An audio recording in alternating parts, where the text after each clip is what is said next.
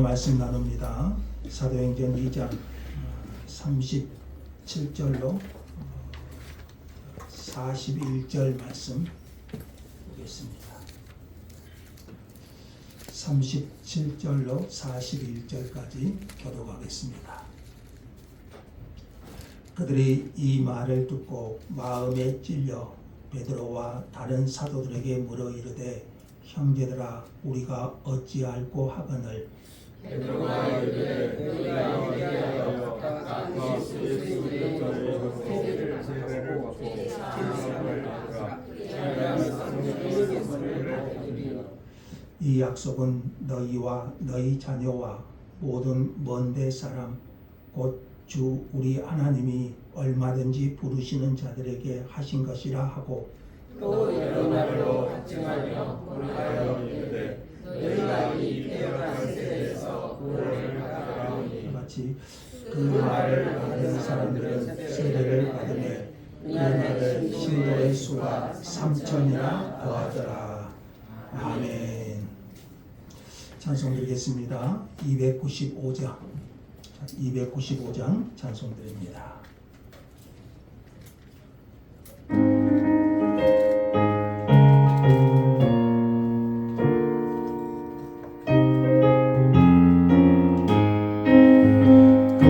근죄에 빠진 나를 주 예수 건지사 그 넓은 꿈에 다시 부으신 은혜는 저 바다보다 깊고 저 하늘보다 높다.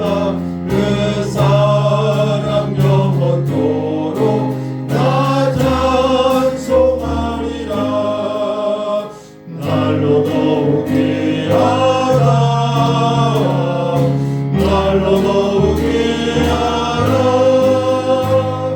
한이 없이 넓은 우리 주의 사랑 날로 더욱 귀하다.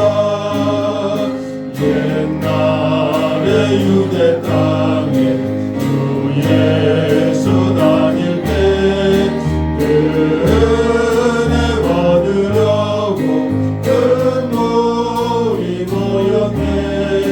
눈먼 자 병든 자를 다 고쳐주셨으니 나 같은 죄인까지 은혜 받도다. 날로 더욱 귀하다. 날로 더욱 귀하다. 한이 없이 넓은 우리 주의 사랑 날로 더욱 귀하다.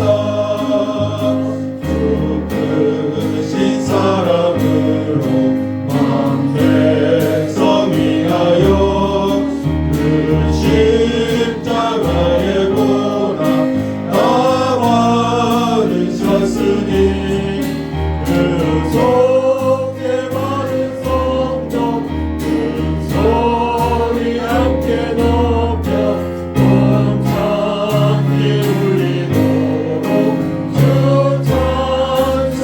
찬송하리라. 날로 더욱 귀하다. 날로 더욱 귀하다. 한이 없이 넓은 우리 주의 사랑 날로 더욱 귀하다. 아멘. 38절 같이 한번 다시 합독하겠습니다. 38절 다 같이요. 베드로가 이르되 너희가 회개하여 각각 예수 그리스도의 이름으로 세례를 받고 제사함을 받으라. 그리하면 성령의 선물을 받으리니. 아멘. 베드로가 이르되 너희가 회개하여 각각 예수 그리스도의 이름으로 세례를 받고 제 사함을 받으라. 그리하면 성령의 선물을 받으리니. 아멘. 자, 우리 설교 제목 한번 할까요? 다 같이 우리가 어찌할꼬. 자, 우리가 어찌할꼬. 신약 교회의 탄생을 설명하는 결정적 사건, 그것은 오순절 성령 강림이라는 그 역사적 사건입니다. 지난 주일에 보았듯이 베드로는 오순절 성령 강림 사건이 구약 성경, 특히 요엘 선지자의 예언이 성취되었으며 사람들이 못 박아 죽인 예수님께서 성경의 예언대로 부활하셨을 뿐만 아니라 구약 성경에 예언된 메시아시고 주 곧 하나님 자신이라고 선포했습니다. 자, 베드로의 설교의 결론을 다시 한번 볼까요? 36절이죠. 36절 후반부에 보시면 너희가 십자가에 못 박아 죽인 이 예수를 하나님이 주와 그리스도가 되게 하셨느니라. 베드로의 설교는 명쾌한 설교였고 청중의 마음을 사로잡기에 충분했습니다. 오순절에 예루살렘에 모인 많은 사람들의 귀를 울리기에 충분했고 그들의 마음을 찌르는 너무나 강렬한 설교였습니다. 그래서 이 설교를 들은 이 베드로의 설교를 들은 대중들의 반응을 보십시오. 37절에요. 베드로의 설교를 들은 대중들의 반응은 한마디로 형제들아 우리가 어찌할꼬, 형제들아 우리가 어찌할꼬였습니다. 여러분, 설교는 이런 것입니다. 설교는 강연이 아닙니다. 설교는 설교자를 통해서 선포되는 하나님의 말씀입니다. 하나님은 설교라는 방편을 통해서 지금도 여전히 말씀하고 계십니다. 설교는 하나님께서 사용하시는 수단입니다. 저는 대학교 때 수련회에 참석하여 설교를 들을 때 뿌리칠 수 없는 하나님의 강렬한 사랑을 깊이 경험했습니다. 하나님 아버지의 깊은 사랑 앞에서 저는 정말 오늘 본문의 백성들처럼 우리가 어찌할꼬 이렇게 탄식하지 않을 수 없었습니다. 성령님께서 저의 죄를 깨닫게 하셨고 구주 예수님을 나의 구주로 영접하게 하셨습니다. 저는 하나님께서 설교를 통해서 죄인을 거듭나게 하시고 설교를 통해서 자기 백성을 먹이사 거룩하게 하심을 믿습니다. 목사로서 제가 하는 일들이 여러 가지 다 중요하겠지만 지금 제가 강단에서 말씀을 전하는 이 일이야말로 하나님의 부름을 그것을 위해서 하나님께서 저를 부르셨다는 사실을 잊지 않으려고 합니다. 오늘 본문은 설교자인 저에게는 사실 굉장히 부러운 사건입니다. 베드로의 설교를 들은 사람들의 탄식을 다시 한번 보십시오.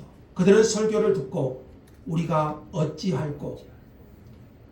오순절에 예루살렘에 모인 많은 사람들이 그 베드로의 설교를 듣고 그들의 반응을 한번 보십시오. 형제들아 우리가 어찌할꼬 라며 탄식했습니다. 역사적으로 보면 조지 히필드나 스펄전 목사님 또는 빌리 그레엄 목사님들이 설교할 때 이런 반응들이 있었습니다. 하나님의 말씀이 선포되는데 아무런 반응이 없으면 참으로 슬프고 안타까운 일입니다. 사람들은 이렇게 말할 수 있어요. 오늘 설교는 좋았고 은혜를 받았어. 그리고 나에게 좋은 깨달음을 주었어. 여러분, 설교를 듣고 이렇게 말할 수 있습니다. 하지만 베드로의 설교를 들은 사람들은요 그렇게 여유롭지 않았습니다.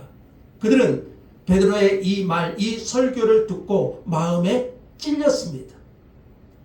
다윗은 상하고 통회하는 마음을 달라고 하나님께 간구했지요. 하나님이여 나에게 상하고 통회하는 심령을 주옵소서. 다윗이 그렇게 간구했듯이 이들이 예루살렘에 모인 이 사람들이 이르게 된 마음의 상태가 바로 그런 상태였을 것입니다. 그들은 베드로의 말을 듣고 자신들이 비참한 죄인임을 깨닫게 되었고, 그래서 하나님의 구원을 갈망했고 절박하게 하나님의 은혜의 도우심을 바라게 되었던 것입니다. 물론 설교의 결과는 하나님의 주권에 속한 문제입니다. 때로는 오순절과 같이 큰 무리가 회심하는 것으로 설교의 열매가 나타나기도 하지만, 많은 경우의 사람들은 설교자를 조롱하고 심지어 대적하기도 했습니다. 구약의 많은 선지자들 그리고 신약의 사도들의 설교에 언제나 오순절과 같이 그런 반응만 있었던 것은 아니었지요. 구약의 선지자들은요, 하나님의 말씀을 전할 때 오히려 핍박을 받았고 돌에 맞아 죽기도 했습니다. 심지어 예수님께서 설교를 해도 듣는 자들이 다 영접하고 따른 것이 아니었지요. 정말 슬픈 것은 설교가 선포될 때 회심하거나 반대로 조롱과 대적함에 어떤 반응도 가져오지 않는다는 겁니다. 하나님의 말씀이 선포되면 회심하거나 아니면 조롱하거나 핍박하거나 대적함에 어떤 반응이 와야 되잖아요. 그러나 슬픈 것은 하나님의 말씀이 선포되어도 어떤 반응이나 감동이나 어떤 반응이 일어나지 않는 것입니다. 이게 정말 슬픈 일이지요. 하지만 오늘 이 설교를 듣고 오늘 이 말씀을 상고하는 우리가 설교를 통하여 이런 영광스러운 은혜의 역사가 일어나기를 바라는 것은 성령 하나님의 뜻이 아니겠습니까? 하나님께서 본문을 통해서 우리에게, 여러분에게 주시고자 하는 마음 아니겠습니까? 그런 마음을 하나님께서 오늘 설교를 듣는 우리에게도 은혜로운 그런 역사를 이루어 주시기를 원합니다. 형제들아, 우리가 어찌할꼬? 베드로의 설교를 듣고 예루살렘에 모인 사람들의 반응은 마음이 찔렸습니다. 이렇게 부르짖는 백성을 향해 베드로는 뭐라고 말합니까? 38절 한번 다시 읽어볼까요? 다 같이요. 베드로가 이르되 너희가 회개하여 각각 예수 그리스도의 이름으로 세례를 받고 죄 사함을 받으라. 그리하면 성령의 선물을 받으리니. 이렇게 말합니다. 자, 이 말에는 죄인의 구원이 이루어지는데 핵심적 요소들이 담겨 있습니다. 베드로는 가까운 교회에 나가거라 이렇게 말하지 않아요. 앞으로 도덕적으로 선한 삶을 살아라 이렇게 말하지 않습니다. 너희가 회개하여 각각 예수 그리스도의 이름으로 세례를 받고 뭘 받으라고죠? 죄 사함을 받으라. 그리하면 성령의 선물을 받으리니. 여기 베드로의 말을 자세히 좀 보십시오. 이 베드로의 말에는 회개하고 세례를 받으라는 두 가지 명령이 있고, 자, 우리 구원에 있어서 굉장히 중요합니다. 회개하고 세례를 받으라는 두 가지 명령과 함께 그렇게 하면 뭘 받죠? 죄 사함을 받고 또는 또 하나는 성령을 선물로 받을 것이다. 이 두 가지 약속이 주어집니다.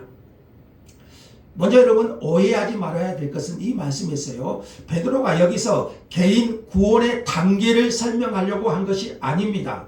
가령 여러분 죄 사함은 세례의 결과로 주어지는 것이 아니죠. 베드로의 이 말을 보세요. 세례는 믿고 죄 사함을 받았다는 것을 공적으로 인치는 표입니다. 근데 이 베드로의 말에는 죄 사함은 세례의 결과로 주어지는 것처럼 말하잖아요. 이거 오해하지 말아야 될 것은요, 여기서 베드로는요 개인 구원의 단계를 설명하려고 한 것이 아닙니다. 세례는 믿고 죄 사함을 받았다는 것을 공적으로 인치는 표죠. 세례를 받음으로 죄 사함을 받은 것은 아니죠. 자, 자, 베드로의 설교를 들은 백성이 우리가 어찌할꼬 말한 것은 그들이 자신들의 죄를 깨달았다는 것을 보여줍니다. 그들은 자신들이 예수를 거부했고 예수의 십자가의 죽음에 가담한 죄를 회개해야 했습니다. 어떤 죄인도 회개 없이 하나님의 자녀가 되지 않습니다. 하나님을 인격적으로 만났다는 것이 뭐예요? 하나님을 인격적으로 만났다는 것이 뭐예요? 어느 날 꿈속에서 하나님이 하얀 옷 입고 나타나서 음성을 주는 건가요? 하나님을 인격적으로 만난다는 것은요, 그가 하나님 앞에서 자신의 죄와 비참함을 인식했고 하나님께 그 죄를 인정하고 용서를 구했다는 것입니다. 그리고 그런 죄인을 구원해 주실 분은 오직 예수 그리스도 뿐임을 믿었다는 것입니다. 하나님을 인격적으로 만났다는 것은 하나님 앞에서 나의 죄와 비참함이 무엇인지를 깨달았다는 것이고 거기서 나를 구원할 분은 오직 예수 그리스도 뿐이심을 믿었다는 거예요. 그렇다면 여러분에게는 그런 일이 일어난 적이 있습니까? 회개 없는 죄 사함은 없습니다. 죄 사함의 근거는 예수의 십자가의 죽으심 사건에 있지만 우리가 죄 사함을 받는 근거는 예수 그리스도의 십자가의 죽으심에 근거하지만 회개를 통해서 그 죄 사함의 효력이 주어지는 거예요. 회개가 죄 사함이 아니고요. 죄 사함의 근거는 주님의 십자가에 있죠. 그러나 회개를 통해서 그 죄 사함의 효력이 우리에게 미쳐지는 거예요. 회개와 믿음은 그래서 동전의 양면과 같아요. 회개가 죄에 대한 돌이킴이라면 믿음은 그리스도께만 죄 사함이 있는 것을 알고 그리스도를 믿는 거예요. 그래서 회개와 믿음을 한 단어로 뭐라고 해요? 회심 그래요. 회심. 회개와 믿음 동전의 양면과 같지요. 그래서 회심했다는 것이 뭐예요? 회개하고 믿는 거예요. 누구를 믿어요? 예수 그리스도를 믿는 거예요. 이게 회심이에요. 사람이 회심했다는 것은 회개하고 믿는 거예요. 누구를? 예수 그리스도를 믿는 거예요. 자, 베드로는 예수 그리스도의 이름으로 세례를 받으라고 말합니다. 세례는 그들이 회개했고 죄 사함을 받은 것에 대한 표로 뭘 줍니까? 세례를 받지요. 신자는 이렇게 세례의 표로서 공적으로 교회에 들어옵니다. 하지만 베드로의 이 요구를 제대로 이해하려면 당시 유대인들에게 세례가 얼마나 불쾌한 것이었는가를 알 필요가 있어요. 원래 유대인들은요, 할례를 받았죠. 세례는 이방인들이 유대교로 개종할 때 그때 받는 것이 세례예요. 그런데 오늘 이 본문에서 이 베드로의 설교를 듣고 예루살렘에 모인 유대인들이 세례를 받아요. 유대인들에게 있어서 세례는 이방인들이 개종할 때, 유대교로 개종할 때 받는 것이 세례예요. 그런데 베드로의 설교를 듣고 이들이 세례를 받아요. 유대인들의 입장에서는 세례 받는 것은 자신들이 이방인들과 똑같다는 그런 인식이에요. 그럼에도 불구하고 이 베드로의 설교를 듣고 몇 명이 교회로 들어옵니까? 3,000명이 들어와요. 그러니까 유대인으로서의 자신의 어떤 신분을 내세우지 않고 이들이 세례를 받아요. 어떻게 이런 일이 일어날까요? 유대인들이 세례를 받는, 이방인들이 세례를 받았다면 이해가 돼요. 근데 유대인으로서 세례를 받은 것은 자신들이 스스로 이방인이라고 인식한 거예요. 어떻게 이런 일이 일어나요? 베드로의 설교를 들었기 때문이에요. 베드로의 설교가 그들에게 찔림을 주었기 때문이에요. 그들이 드린 것은 베드로의 명강연이 아니었습니다. 그들은 설교, 하나님의 말씀을 들었던 거예요. 이처럼 설교가 그리스도인을 만들어내는 겁니다. 자, 베드로가 끝으로 말한 것은 38절 끝부분에 볼까요? 성령의 선물을 받으리니, 이 말입니다. 여러분, 성령을 선물로 받지 않는 구원은 없어요.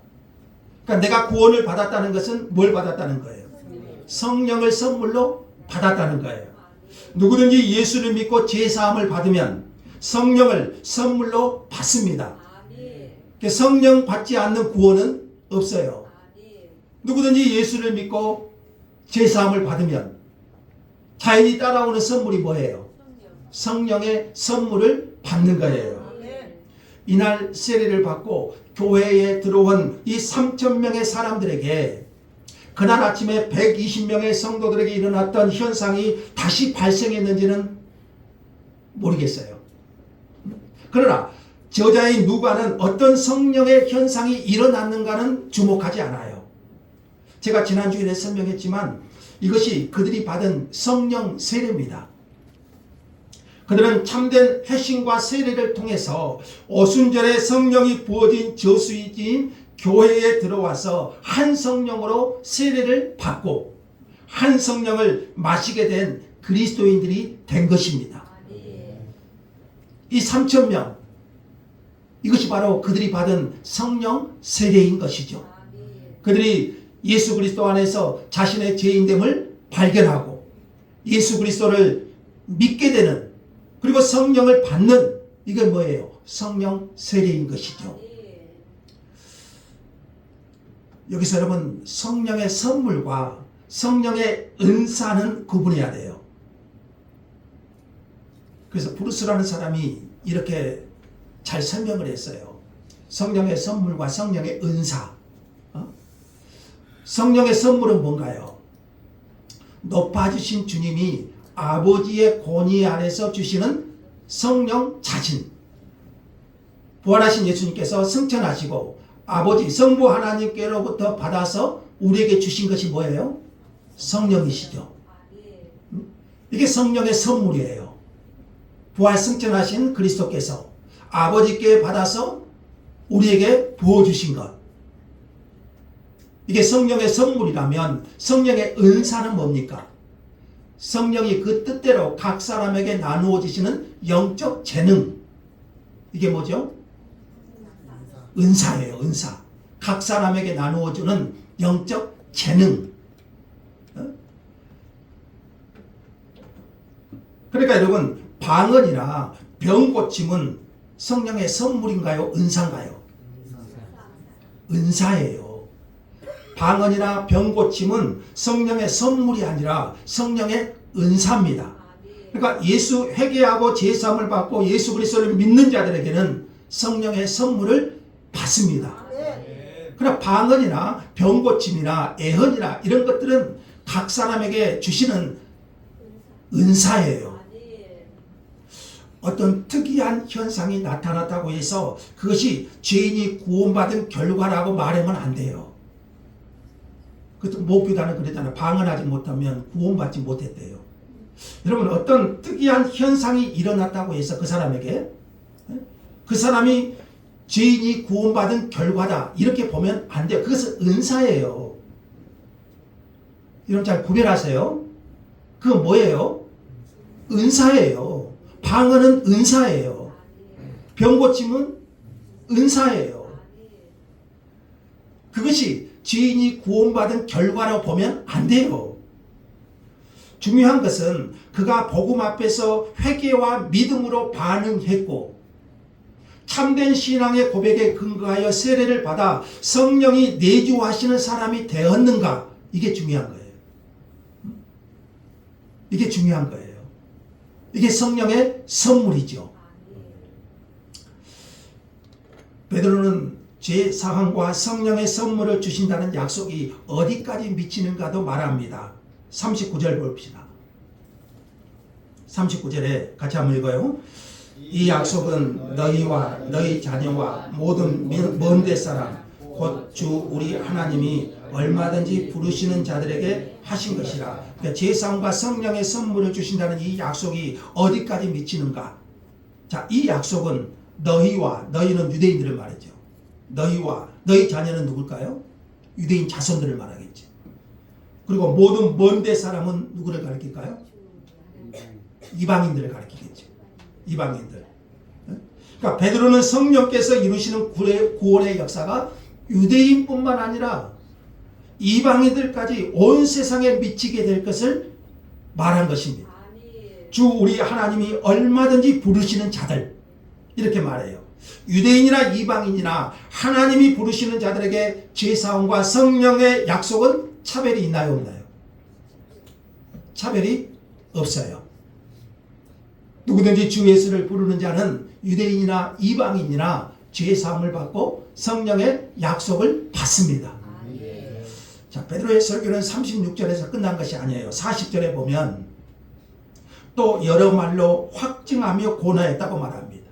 그리고 말합니다. 너희가 이 패역한 세대에서 뭘 받으라고 합니까? 구원을 받으라. 이렇게 촉구합니다. 이것은 예수님을 거부한 사실을 회개하지 않고 십자가에 죽으시고 부활하시고 영광 받으신 예수님을 주님으로 영접하지 않는다면 구원이 주어지지 않을 것이라는 경고입니다. 누구든지 예수를 거부하면 구원이 없습니다. 자, 결과적으로 베드로의 설교를 들은 사람들이 41절에 보시면 3,000명이 세례를 받고, 참 어마어마하죠. 3,000명의 세례를 받고 그리스도인이 되어서 교회를 이루게 됩니다. 이것은 제자들이 예수님을 따라다니는 3년 동안 보지 못한 큰 일이었어요. 여러분, 예수님께서 설교했을 때 3,000명이 회개한 적 있나요? 없어요. 오병이어로 5,000명을 먹이신 사건이 있지만 그것도요, 사람들이 떡밥 먹고 다 떠나가 버렸어요. 아마 베드로와 사도들은 주님께서 십자가에 죽으시기 전날 그들에게 하셨던 말씀을 기억했을 거예요. 이 사건을 통해서 주님이 십자가에 죽으시기 전날 이런 말씀하셨죠. 내가 진실로 너희에게 이르노니 나를 믿는 자는 내가 하는 일을 그도 할 것이고 또한 그보다 큰 일도 하리니. 그 이유는 뭡니까? 이는 내가 아버지께로 감이라 그랬죠. 예수님이 아버지께로 가면 제자들은 예수님이 하신 것보다 더 큰 일도 하게 될 것이다. 그 근거가 뭡니까? 아버지께서 받아 보낼 성령을. 그래서 내가 아버지께로 감이라. 예수님이 아버지께로 가면 제자들에게 뭘 부어주시죠? 성령을 부어주시죠. 그래서 예수님이 하신 것보다 더 큰 것도 제자들이 할 것이다. 아마 이 사건을 통해서 제자들은요, 예수님의 이 말씀이 기억났을 거예요. 자, 이 3,000명의 사람들은 우리가 말하는 그리스도인이라고 말합니다. 그들은 어떻게 그리스도인이 되었습니까? 그리스도인이란, 여러분, 어떤 사람이 그리스도인이죠? 그리스도인은 누굽니까? 그리스도인은 자신이 그리스도인이 되기 위해서 어떤 그 교리를 믿기로 결정한 사람이 아닙니다. 그리스도인은 내가 오늘부터 교회 다니고 예수를 믿기로 결단한 사람이 그리스도인이 아니에요. 그리스도인이 되기 위해서 그들이 뭔가를 한 것이 아니에요. 기독교는, 여러분, 기독교는 내가 뭔가를 한 것이 아니고 성령께서 내 안에서 하신 일이에요. 물론 그들은 회개하고 세례를 받으라는 말을 들었고 그렇게 했습니다. 그러나 그 모든 것 이전에 그리스도인이란 그들에게 무언가가 일어난 사람들입니다. 우리가 어찌 알고? 기독교는 여러분이 행한 무엇인가가 아니고 여러분에게 일어난 어떤 일로 설명돼요. 성령 하나님께서 우리 안에 어떤 일을 하신 거예요. 그래서 우리가 예수 그리스도를 믿게 되었고 회개하고 제사함을 받고 성령을 선물로 받은 거예요. 베드로가 성령의 충만함을 입어 설교를 했죠. 그 설교를 들은 청중들에게 어떤 일이 일어났어요. 그 청중들은 형제여 우리가 어찌할꼬 탄식을 터뜨렸습니다. 성령님께서 설교를 통해서 청중들의 지혜를 책망하셨고, 누가 책망하신 거예요? 성령님께서. 예수 그리스도가 아니면 구원받을 길이 없음을 깨닫게 하셨습니다. 이것은 그들이 한 일이 아니고 그들에게 일어난 일이에요. 그리스도에는 바로 이거예요. 그들이 한 일이 아니고 그들 안에 일어난 일이에요. 누가 그 일을 하셨죠? 성령님께서요. 성령님께서 베드로의 설교를 통해서 예수 그리스도와 그분에 관한 모든 것이 그들 자신과 어떤 관계가 있는지를 깨닫게 하신 거예요. 성령님께서 죄를 깨닫게 하시고 그들의 마음은 찔림을 받았고 자신들의 영혼이 큰 공경에 처함을 알게 되었고, 그리고 그런 자신들을 구원할 분은 오직 예수 그리스도 뿐이라는 것을 알게 하신 거예요. 사람은 이렇게 그리스도인이 되는 겁니다. 그러니까 여러분, 그리스도인은 내가 뭘 해서 그리스도인이 되는 것이 아니에요. 그리스도인은 하나님께서 내 안에 어떤 일을 하신 거예요. 성령께서 내 죄를 깨닫게 하시고, 그리고 그 죄로 인하여 나의 공경과 비참을 알게 하시고, 그리고 그런 나를 구원할 분은 오직 예수뿐이라는 것을 알게 하신 거예요. 그리고 그것이 믿어지는 거예요. 이걸 내 안에서 성령님이 하신 어떤 일이죠. 그러니까 기독교는 내가 어떤 것을 행하기 이전에 성령님께서 내 안에 어떤 일을 이루신 거예요. 그리스도인은 그렇게 그리스도인이 되는 겁니다. 그리고 그들의 핵심은 이제 교회 공동체 삶 안에 새로운 방식으로 나타나요. 그것이 이제 다음 주일에 그들의 핵심이 그들의 공동체에 어떤 일로 나타났는가는 우리 다음 주일에 좀 살피죠. 자, 여기서 한번 이제 질문을 한번 던져보죠. 왜 오늘날 우리에게는 복음이 목숨을 던질 만큼 강력하지 못할까요? 복음이 선포되어도 복음과 교회는 너무나 많은 신자들에게 그 인생을 좌우할 만한 최우선의 순위에 들지 못할 때가 많습니다. 왜 그럴까요? 문제는 형제들아 우리가 어찌할꼬, 형제들아 우리가 어찌할꼬, 이 공경에 대한 인식, 탄식이 없는 거죠. 거기서 출발하여 회심의 과정에서 제사함과 성령을 받는 일이 제대로 우리 안에 일어나지 않고 있기 때문에 그래요. 많은 그리스도인들이, 많은 목사님들이 그렇게 설교하죠. 초대교회로 돌아가자. 초대교회를 배우자. 그리고 설교한 것이 우리 다음 주에 볼 사도행전 2장 42절에서 47절에 기록된 내용입니다. 얼마나 아름답습니까? 초대교회의 모습, 모든 것을 통용하고 네것 내것 없이 이 초대교회의 이제 아름다운 모습이 기록되어 있잖아요. 그런 교회가 되고 싶어 합니다. 초대교회의 모습을 회복하자고 말합니다. 그러나 거기에 이르지는 못합니다. 왜 그럴까요? 우리는 오늘 보면 37절에서 41절을 건너뛰고 42절과 47절로 갈 수 없다는 사실을 인식해야 됩니다. 오늘 본문을 뛰어넘고 42절에서 47절로 갈 수는 없어요.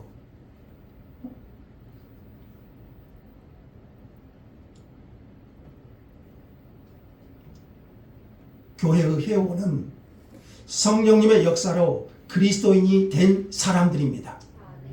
그리스도인은 초자연적 사건이 일어난 사람입니다. 성령님으로 말미암아 무언가가 그 안에 일어났고 이후 그들에게는 그리스도보다 더 높고 고상한 것은 없는 것을 깨달은 사람들입니다. 성령님께서 그 안에 어떤 일을 한 사람들입니다. 다시 말하면은 그래서 그 사람의 인생의 목적이 바뀐 사람들이에요. 성령님께서 그 사람의 전 존재를 흔들어 놓은 일을 하셨기 때문이죠.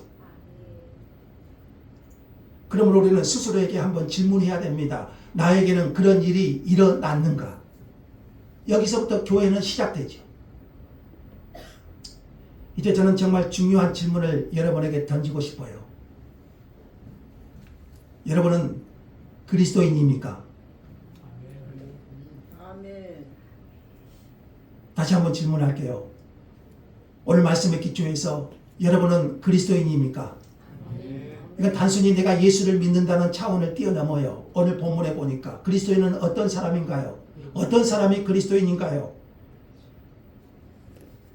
성령께서 내 안에 어떤 일을 한 사람이에요. 우리가 어찌할꼬? 성령께서 나의 죄를 깨닫게 한 사람이고 그 죄로 인한 나의 비참과 공경을 아는 사람이고 그리고 거기서 나를 건져내실 분은 오직 예수 그리스도 뿐임을 깨달은 사람입니다. 성령께서 내 안에 그 일을 한 사람입니다. 그가 누굽니까? 그리스도인이에요. 성령께서 내 안에 그 일을 한 사람, 그가 바로 그리스도인이에요. 그럼 다시 한번 물을게요. 여러분은 그리스도인입니까? 정말 여러분에게 어떤 일이 일어났습니까? 우리가 어찌할꼬 탄식이 일어났습니까?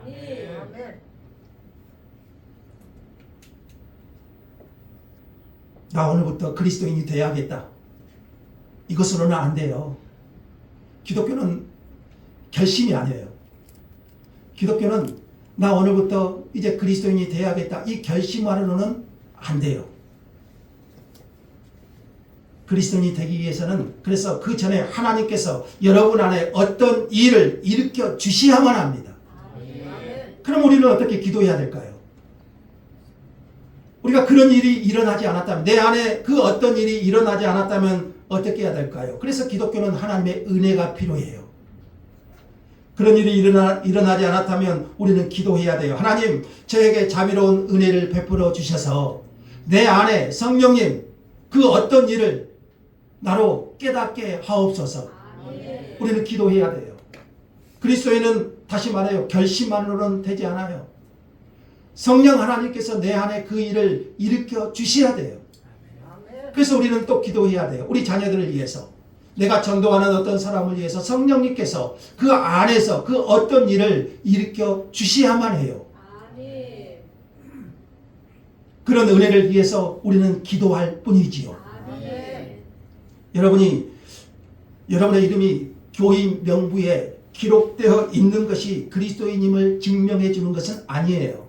여러분이 교회를 나온다고 예배를 드린다고 그 사람이 그리스도인이라고 말할 수도 없어요. 저는 오늘 여러분 가운데 우리가 어찌할꼬 이 탄식이 터져 나올 수 있기를 원합니다. 왜냐하면 어떤 분들은 자신이 기독교인이라고 생각하고 있을지 모르겠지만 한 번도 이런 탄식이 일어나지 않았던 분들이 있을 것이기 때문입니다. 그리고 한 번도 세상이 주는 것들을 우상으로 섬겨 살았던 죄를 깊이 인식하고 회개한 적이 없을 것이기 때문입니다. 그래서 우리가 어찌할꼬 이 탄식이 나올 수 있기를 원합니다. 그런 사람은 소망이 있습니다. 예수 그리스도만이 여러분의 구주가 되신과 그분께 여러분의 구원이 달려있음을 알고 여러분의 죄를 회개하고 믿음으로 구주를 의지할 때 죄사함을 받을 것이고 성령을 선물로 받게 될 것입니다. 이렇게 우리는 그리스도인이 되는 것이고 진정한 교회의 멤버가 되는 거예요. 하나님께서 우리 교회에 그리고 이 땅의 모든 주님의 교회에 그런 은혜를 주시기를 원합니다. 오늘 말씀 통해서 우리가 어찌할꼬 이런 고백과 함께 여러분 진정한 그리스도인이 될 수 있기를 소망합니다. 하나님 감사합니다. 오늘 귀한 말씀 동안에 다시 한번 우리 자신을 보게 하여 주시고 성령님 우리 안에 일하시고 우리 안에 그리스도를 보게 하여 주시옵소서. 우리의 힘과 능으로 되지 않습니다. 성령님 자비로운 은혜를 각 사람의 심령에 베풀어 주옵소서. 주 예수님의 이름으로 기도합니다.